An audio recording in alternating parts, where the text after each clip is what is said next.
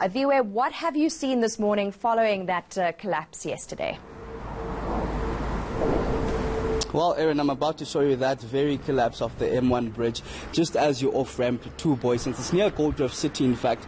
I'm just going to go up. This is where essentially the damage is. You can see for yourself that there's a huge hole here, just underneath the bridge itself.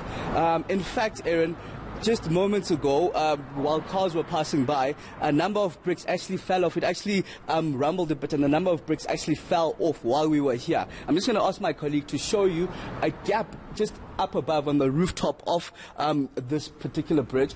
You can see an opened gap there. I'm not sure, it talks to the state of our bridge. Remember, the former Johannesburg Mayor Herman Mashaba did mention that a lot of these bridges, over 90% of them, essentially only 6% are in good condition. Over 90% haven't had maintenance since 1994. You understand some of these bridges are over 50 years old and haven't been maintained in some of those years. I'm going to ask my colleague just to pan to the right a bit to show you how this bridge was supposed to be. Where I am situated is supposed to be just as you see it here, with these bricks laying over here, but the bridge itself is collapsed, and the situation basically paints a picture of how bridges around Johannesburg are in dire need of maintenance. Certainly can see that right there, Aviwe, and the whir of traffic up above you suggests that even though there has been this partial collapse of that bridge, that cars are still flowing through right above your head.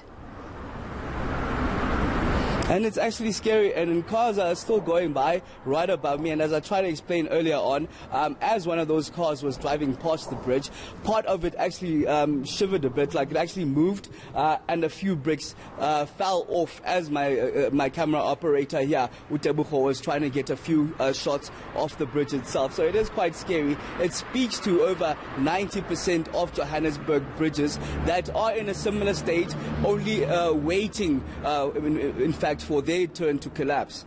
Aviwe, I understand Metro officials were on the scene last night. Is there any presence of authorities there today? And have you been able to glean what was the cause of this collapse? Was it engineering faults or simply lack of maintenance? What have the authorities told you? Well, I'm still going to speak to Kolani Fisa. He's agreed to just meet me here at this bridge. But this particular area, as you can see, hasn't even been guarded off, basically. There are no police visibility or any person just to alert the people driving in this area of this particular incident, of this collapsing of the bridge. But we will be putting more questions forward to the JMPD spokesperson just a bit later on. I'm assuming just after 9 o'clock we'll have that interview. All right, Aviwe, well, please maybe set up that interview far from that bridge, and you and Tebogo stay safe out there. We'll hope to hear from the JMPD spokesperson later on. Thank you, Aviwe, at the M1 near the Booysens off-ramp.